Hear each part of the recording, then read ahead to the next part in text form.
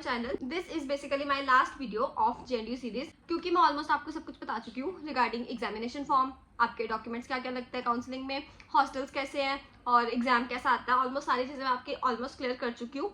अब जो रह गई थी वो सिर्फ एक ही चीज़ रह गई थी, विच इज़ कि क्या क्या स्कॉलरशिप्स हैं और क्या क्या कंसेशंस मिलते हैं यूनिवर्सिटी में। तो बेसिकली सबसे पहले तो बहुत सारे बच्चों ने पूछा था कि स्टडी के बेस पे अगर कोई कंसेशन या कोई स्कॉलरशिप है, तो यार देखो, मुझे इस बारे में मैंने 4 साल हो गए हैं और मुझे अभी तक ऐसी कोई मतलब स्कॉलरशिप नहीं दिखी है कि आपको पढ़ाई के बेसिस पे से मिले। एटलीस्ट आफ्टर आपके जो मतलब 12th के बाद जो बच्चा है उनके लिए तो मैंने नहीं देखी है। हाँ, मैंने MSc के स्टूडेंट्स के लिए कुछ के लिए देखी है कि जो सिर्फ टॉपर होते हैं उनको कुछ मतलब मंथली रुपीज़ आते हैं, लेकिन आई थिंक 500 या 1000, मुझे नहीं पता एग्जैक्ट कितने आते हैं, बट सिर्फ उतने ही आते हैं। तो मुझे सिर्फ एक उनके बारे में ही पता है, और वो भी सिर्फ MSc के बच्चों के लिए, वो भी उनके लिए जिन्होंने शायद BSc यूनिवर्सिटी से किया। तो इसके बारे में मुझे कोई एग्जैक्ट नॉलेज नहीं है, बट जो एक्चुअल स्कॉलरशिप्स हैं जो मिलती हैं बच्चों को, तो उन सब के बारे में मैं आपको बता देती हूँ। तो उसमें से सबसे पहले तो है SC कैटेगरी की स्कॉलरशिप, जो कि बच्चों को मिलती है, और वो फुली फंडेड स्कॉलरशिप है बच्चों के लिए कि उनको ऑड और इवन दोनों सेमेस्टर्स के लिए मतलब स्कॉलरशिप मिलती है। इसमें ना सबसे पहले बच्चों का कुछ का क्वेश्चन था कि जो अदर स्टेट के स्टूडेंट्स हैं, जो मतलब अदर स्टेट के SC कैटेगरी के स्टूडेंट्स हैं, उनको ये स्कॉलरशिप मिलती है कि नहीं। तो हाँ जी, आपको भी ये स्कॉलरशिप मिलती है। मतलब ये हो जाता है कि जो पंजाब के ही हैं उनको तो स्टेट गवर्नमेंट की तरफ से पैसे आते हैं, बट आप लोगों के जो पैसे आते हैं वो सेंट्रल गवर्नमेंट की तरफ से आते हैं।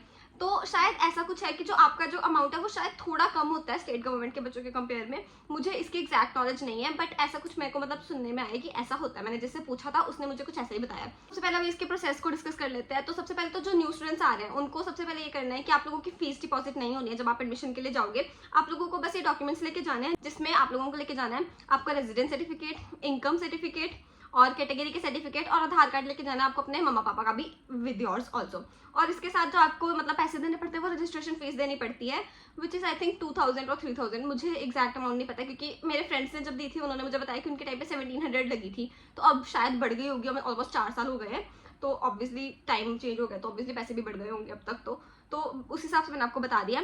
और इसके बाद जो प्रोसेस है वो आपको सारा जो प्रोसेस होता है वो क्लासेस लगने के बाद होता है। उसमें होता क्या है कि आप लोगों को सबसे पहले तो अपनी ना ID जनरेट करनी होती है। वो बाबा अम्बेडकर करके कुछ साइट है, मुझे एग्जैक्ट नाम नहीं पता है साइट का, बट वो आपको आपका डिपार्टमेंट बता देगा। तो आपको बस उस साइट पे जाना है और वहाँ पे आपकी ID जनरेट होती है। आपको वो ID जनरेट करनी है। वो ID आपको एक ही बार जनरेट करनी है, और वो पूरा साल मतलब आपका जब तक कोर्स चलेगा वो सेम ID ही चलेगी। तो सबसे पहले तो आपको वो ID जनरेट करनी है। उसके बाद आपको बहुत सारे डॉक्यूमेंट सबमिट करवाने होते हैं। तो ये सारे डॉक्यूमेंट्स मैं स्क्रीन पे दिखा दूंगी, आप उसका स्क्रीनशॉट ले सकते हो। उसमें कुछ नोटरीज भी करानी होती है, मतलब ऑब्वियसली आपको कोर्ट भी जाना पड़ेगा, आपको वहाँ से एफिडेविट बनवा के उसकी नोटरीज करवानी पड़ेंगी। तो काफ़ी सारे डॉक्यूमेंट्स हैं, और उनकी आई थिंक 3-3 बुकलेट्स बनती है, मतलब 3-3 अलग से फाइल्स बनती है उन सारे डॉक्यूमेंट्स की। और वो फाइल्स आपको 3 अलग अलग जगह पे डिपॉजिट करनी होती है। लाइक एक तो आपकी डिपार्टमेंट में ही डिपॉजिट होती है, आई थिंक फैसिलिटेशन डिपार्टमेंट में करवानी पड़ती है, और तीसरी का मुझे पता नहीं है, बट वो भी मतलब आपको डिपार्टमेंट बता देगा। तो ये तीनों आप जब डिपॉजिट करा दोगे तो आपके पैसे आ जाते हैं। पैसे आई थिंक लेट आते हैं, जनवरी या दिसंबर एंडिंग में आते हैं। तो उस हिसाब से बस पैसे आ जाते हैं, दोनों सेमेस्टर की फीस आपकी आ जाती है, फिर आपको अपनी फीस डिपॉजिट करनी होती है। उसके साथ कुछ पैसे आपके एक्स्ट्रा भी आते हैं जो आपके लगे होते हैं, जैसे ये सारे डॉक्यूमेंट्स निकलवाने में, ट्रैवलिंग वगैरह के। तो उसके कुछ आई थिंक 2000 या 3000 रुपीज़ एक्स्ट्रा भी आते हैं, जो मुझे एग्जैक्टली अमाउंट नहीं पता है, बट मुझे जितना बताया गया मैंने उस हिसाब से आपको एक्सप्लेन कर दिया। SC कैटेगरी के लिए ये प्रोसेस था। इसके बाद जो स्कॉलरशिप्स है वो है जनरल कैटेगरी के लिए। उनके लिए 2 स्कॉलरशिप्स है, मतलब एक तो कंसेशन है, पोरेट कंसेशन, और एक है जनरल कैटेगरी स्कॉलरशिप। तो ये 2 चीज़ें हैं, और ये दोनों चीज़ें सिर्फ इवन सेमेस्टर में मिलती हैं। हमें ऑड सेमेस्टर की फीस पूरी ही देनी पड़ती है जनरल कैटेगरी के बच्चों को। तो जो इवन सेमेस्टर में आप लोगों को जब ये मिलती है, उसके लिए जो प्रोसेस है वो ये है कि सबसे पहले तो आपको इसका एक ऑनलाइन फॉर्म मतलब लिंक आ जाता है ग्रुप में, डिपार्टमेंट में ही। जब जैसे आपकी क्लासेस चल रही होती है तो आपका CR वगैरह जो भी होगा वो लिंक भेज देगा आपको। उस लिंक के थ्रू एक ऑनलाइन फॉर्म है, आपको फिल करना पड़ेगा। ये फॉर्म आप खुद भी फिल कर सकते हो। अगर आप खुद नहीं करना चाहते तो आप किसी कैफे से, मतलब यूनिवर्सिटी में भी कैफे है, मतलब लाइब्रेरी के नीचे ही एक कैफे है, तो वहाँ पे भी फिल हो जाता है, वो लोग भी फिल कर देते हो, तो आप वहाँ से भी करवा सकते हो, जैसे भी आप कंफर्टेबल हो। आप ये फॉर्म फिल करना है। उसके बाद जो डॉक्यूमेंट्स हैं, इस अलॉन्ग विद दिस फॉर्म आपको कुछ डॉक्यूमेंट्स है जो आपको आपके डिपार्टमेंट में, ऑफिस में डिपॉजिट कराने हैं। और वो डॉक्यूमेंट्स है सबसे पहले तो आपका low income certificate, pan card पापा का, आपका आधार कार्ड, और आपकी स्टूडेंट ID, मतलब स्टूडेंट ID की स्लिप, कुछ भी वो आपको यही बोलेंगे कि लिख के दे दो स्टूडेंट ID, तो बस एक स्टूडेंट ID। तो ये सारे जो डॉक्यूमेंट्स हैं ये अलॉन्ग विद वो एप्लीकेशन फॉर्म जो आपने फॉर्म सब फिल किया है, वो आपको ये सब कुछ करवाना है आपके डिपार्टमेंट के ऑफिस में सबमिट। ये आपने एक बार सबमिट करवा दिया दोनों ही चीज़ों के लिए, चाहे आप पुअर एड के लिए अप्लाई कर रहे हो तो आपको उसका एप्लीकेशन फॉर्म और ये सारे डॉक्यूमेंट्स, और अगर आप जनरल कैटेगरी के लिए अप्लाई कर रहे हो तो उसका फॉर्म और ये सारे डॉक्यूमेंट। उसके बाद एक डिपार्टमेंट के ना कुछ प्रोफेसर्स की ऐसी मीटिंग होती है और उसमें आप लोगों को जाना पड़ता है, और वहाँ पे जो प्रोफेसर है वो आपसे कुछ क्वेश्चंस पूछते हैं। उसमें वो कुछ भी मतलब ज़्यादा कुछ ऐसे सवाल नहीं पूछते, वो बस आपसे पूछते हैं कि आपकी जीपीए कितनी है, या फिर आपके 10th के मार्क्स कितने थे, +2 के मार्क्स कितने थे, आपकी फैमिली में कौन कौन है, कितने सिबलिंग्स हो, और अर्निंग कितने की मम्मा पापा दोनों अर्न करते हैं या सिर्फ सिंगल अर्निंग है, सिंगल चाइल्ड सिंगल पेरेंट हो, मतलब सिंगल पेरेंट है या नहीं, ये सारी चीज़ें पूछते हैं। और फिर उसके बाद ना एक लिस्ट आती है जिसमें पता चल जाता है कि किस किस बच्चे को स्कॉलरशिप मिली है और किसको किसको नहीं मिली है। तो वो दोनों अलग अलग से लिस्ट आती हैं, जनरल कैटेगरी की अलग से आती है और पुअर रेट की अलग से आती है। जब दोनों की लिस्ट आ जाती है तो मतलब ऑब्वियसली आपको आइडिया हो गया कि आपको वो मिली है कि नहीं मिली है स्कॉलरशिप।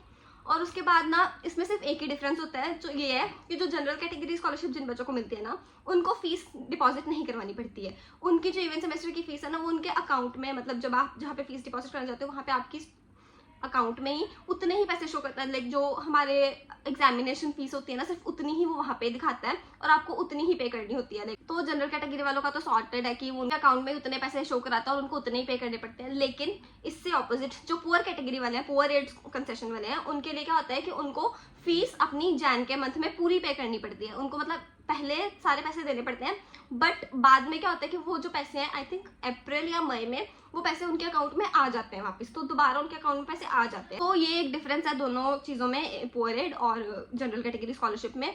तो ये आप लोगों को देखना पड़ेगा कि आप कौन सी के लिए अप्लाई कर रहे हो। और हाँ, आई थिंक इसमें ना ये चीज़ थोड़ी ध्यान रखनी है कि आप एक ही के लिए अप्लाई कर सकते हो। ऐसा नहीं है कि आप दोनों के लिए अप्लाई कर रहे हो तो आपको दोनों मिल जाएंगी, आप दोनों में से किसी एक के लिए ही अप्लाई कर सकते हो। तो इसका थोड़ा सा ध्यान रखना, और ये चीज़ अपने डिपार्टमेंट से मतलब कंफर्म करके फिर अच्छे से उसके बाद ही अप्लाई करना, जो भी अप्लाई करोगे।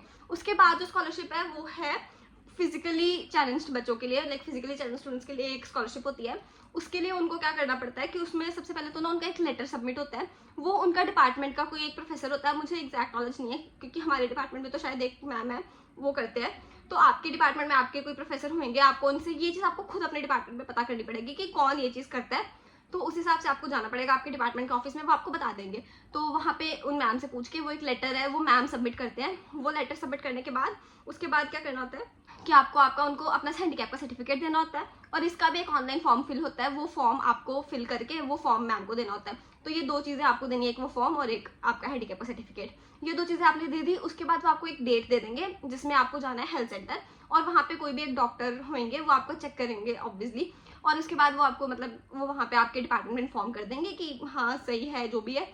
और जब उन्होंने इन्फॉर्म कर दिया तो वो आपकी स्कॉलरशिप अप्लाई हो जाएगी। और फिजिकली चैलेंज स्टूडेंट्स हैं उनके लिए जो स्कॉलरशिप है उसका प्रोसेस ये है। उसके बाद हमारे पास एक और होता है, एक कंसेशन होता है which is called sibling concession. तो ये उन बच्चों के लिए जो मतलब ऑब्वियसली सिबलिंग्स हैं, और वो अगर आप सेम डिपार्टमेंट में हो तो भी आपके लिए कंसेशन है, अगर आप दो डिफरेंट डिपार्टमेंट्स में पढ़ रहे हो तो भी आपके लिए कंसेशन अवेलेबल है। तो बस उसमें ये होता क्या है कि जो आपका छोटा सिबलिंग है ना, उसकी इवन सेमेस्टर की जो फीस है वो नहीं लगती है। उसमें आपको जो फीस है वो नहीं लगेगी। उसमें आपको क्या करना है, उसमें आपको ना दो अलग अलग फाइल्स बनानी है। सबसे पहले क्या करना है, आपको एक लेटर लिखनी है, लेटर ऑफ अप्रूवल, जिसमें क्या होगा आप अपने एचओडी से भी वो लेटर अप्रूव करवाओगे और आपके जो सिबलिंग है उनसे भी आपको अप्रूव करवानी पड़ेगी। तो उसमें सबसे पहले तो आपने एक एप्लीकेशन लिख ली जिसमें आप मेंशन कर दोगे, जो एल्डर सिबलिंग है वो मेंशन कर देगा कि मैं इस डिपार्टमेंट से हूँ और मैंने अपनी फीस पे कर दी है, और मेरा यंगर सिबलिंग इस डिपार्टमेंट में पढ़ता है जिसके लिए मैं ये कंसेशन अप्लाई कर रहा हूँ, और मैंने कहीं और कोई कंसेशन अप्लाई नहीं किया है। सेम एज आपका यंगर सिबलिंग लिखेगा कि मेरे एल्डर सिबलिंग इसमें पढ़ते हैं, इस डिपार्टमेंट में पढ़ते हैं, और मैं आपके डिपार्टमेंट में पढ़ता हूँ, और हम इस कंसेशन के लिए अप्लाई कर रहे हैं, और हमने किसी और कंसेशन के लिए या किसी और चीज़ के लिए स्कॉलरशिप के लिए अप्लाई नहीं किया है। जब आपने ये दो एप्लीकेशंस लिख ली उसके बाद आपको दो अलग अलग फाइल्स रेडी करनी है, जिसमें लगेंगे आपकी 10th की DMC, आपके आधार कार्ड, आपके पेरेंट्स के आधार कार्ड, और आपका सिबलिंग का आधार कार्ड। तो दो अलग अलग फाइल्स बन गई, दोनों में सेम डॉक्यूमेंट्स लगेंगे, और इसके साथ लगेगी आपकी फीस स्लिप, और आपका जो सिबलिंग है वो लगाएगा आपकी फीस स्लिप अलॉन्ग विद उसकी वो जो पेंडिंग पेमेंट की स्क्रीनशॉट, वो चीज़। तो वो अपनी फाइल में ये दोनों चीज़ें लगाएगा, आपकी फाइल में सिर्फ आपकी फीस स्लिप ही लगेगी। तो ये लग गई। उसके बाद आपने क्या करना है कि आप अपने डिपार्टमेंट से अप्रूवल कराओगे, आपके एचओडी के साइन होंगे और वो स्टैंप लगाएंगे। वो सेम चीज़ आपका सिबलिंग करवाएगा अपने डिपार्टमेंट। जब ये दोनों चीज़ें हो जाएंगी, आप दोनों ने अपने अपने डिपार्टमेंट से साइन करा लिया, उसके बाद आपको जाना पड़ेगा फैसिलिटेशन डिपार्टमेंट। फैसिलिटेशन डिपार्टमेंट में कुछ टीचर्स बैठे होते हैं। सबसे पहले वो आपके डॉक्यूमेंट्स को वेरीफाई करेंगे। वेरिफिकेशन में अगर कहीं पे कोई भी गलती दिख जाती है, जैसे कहीं पे आपके पेरेंट्स का या मदर का या फादर का नेम मैच नहीं कर रहा है, तो वो आपको एफिडेविट बनाने के लिए बोल सकते हैं। तो ये ध्यान रखना कि आपके सारे डॉक्यूमेंट्स पे आपके मदर और फादर का नेम सेम होना चाहिए, कोई गड़बड़ नहीं होनी चाहिए। क्योंकि मेरे साथ ये चीज़ हुई थी, क्योंकि मेरी सिस्टर का नाम, मेरी सिस्टर के 10th की डीएमसी पे मेरे मदर का नाम के साथ उनका सरनेम नहीं ऐड था। तो उन्होंने हमें ये कहा था कि इस चीज़ के लिए आपको एफिडेविट बना के लेके आना पड़ेगा कि आपके मदर का जो नेम है वो सेम ही, मतलब आपके मदर सेम पर्सन है लेकिन उनका नेम अलग अलग है। तो हमने उनको एफिडेविट भी दिया था।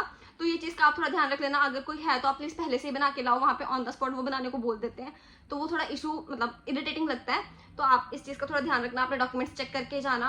उसके बाद जब आप उनको ये डॉक्यूमेंट्स वेरिफिकेशन हो जाएगी, उसके बाद बस आपको वहाँ पे इन्फॉर्म करना है। और फिर उसके बाद ऑटोमेटिकली वहाँ पे एक सर होते हैं, वो आपके जो यंगर सिबलिंग है उनकी फीस वाले एरिया में पोर्टल में वो फीस को कम कर देंगे, और जो सिर्फ एडमिशन फीस होती है वही आएगी और आपको सिर्फ वही पे करनी है आपके यंगर सिबलिंग की। आपकी फीस तो ऑब्वियसली पूरी की पूरी जाएगी, लेकिन यंगर सिबलिंग की फीस नहीं जाएगी। इसके अलावा एक स्कॉलरशिप और है which is for single girl child, लेकिन इसके बारे में ना मुझे ऑनलाइन कहीं पे कोई इन्फॉर्मेशन नहीं मिली है, और मैंने अपने फ्रेंड से भी पूछा, लेकिन मेरे फ्रेंड्स में एज सच कोई है नहीं जिसने ये स्कॉलरशिप ली हो। तो आप एक बार मतलब जो भी, अगर आप सिंगल गर्ल हो अपने, मतलब अगर आप सिंगल गर्ल हो तो आप डिपार्टमेंट में मतलब इस चीज़ के बारे में पूछ सकते हो, वो आपको बता देंगे। तो उसके बाद आप उस चीज़ के लिए अप्लाई कर दो, मतलब जो भी स्कॉलरशिप है उसके लिए आप अप्लाई कर दो। फॉर्म ही होगा, आपको फॉर्म फिल करना पड़ेगा, डॉक्यूमेंट्स आपको आपका डिपार्टमेंट बता देगा। तो आप बस उस चीज़ के लिए अप्लाई कर दो और आपको वो स्कॉलरशिप मिल जाएगी, वो जैसा भी प्रोसेस होगा। क्योंकि मैंने इसके बारे में सच में ढूंढा और मुझे कहीं नहीं मिला है। तो यही सारी स्कॉलरशिप्स थी जिसमें मैंने आपको ऑलमोस्ट सारी स्कॉलरशिप्स के बारे में बता दिया है, including SC category, general category, sibling concession, physically challenge students, single child. Almost इतनी ही स्कॉलरशिप्स हैं यूनिवर्सिटी में और यही बच्चों को मोस्टली मिलती हैं। इसके अलावा मुझे नहीं लगता कि मैंने कोई स्कॉलरशिप के बारे में या किसी कंसेशन के बारे में ज़्यादा सुना है। अगर आप में से किसी को इसके अलावा किसी स्कॉलरशिप या किसी कंसेशन के बारे में पता है तो आप लोग प्लीज़ उसको कमेंट सेक्शन में कमेंट कर दो। मैं आपके कमेंट्स को पिन कर दूंगी ताकि जो नए स्टूडेंट्स आ रहे हैं उनकी हेल्प हो जाए। और आई होप कि आप लोगों के सारे डाउट्स इस वीडियो में क्लियर हो गए होंगे। अगर फिर भी आपको कोई भी डाउट है तो आप ऑब्वियसली कमेंट सेक्शन में कमेंट करो, मैं आपके कमेंट्स का रिप्लाई कर दूंगी as soon as possible. That's it for today's video. If you like this video, do like, comment and subscribe my channel and share with your friends जो भी Guru Nanak Dev university में आ रहे हैं, जिनको इस वीडियो की जरूरत है। ऑब्वियसली जिनको स्कॉलरशिप या कंसेशंस के बारे में नहीं पता है, आप उनके साथ ही वीडियो शेयर कर सकते हो ताकि उनकी हेल्प हो जाए। सो या दैट्स इट।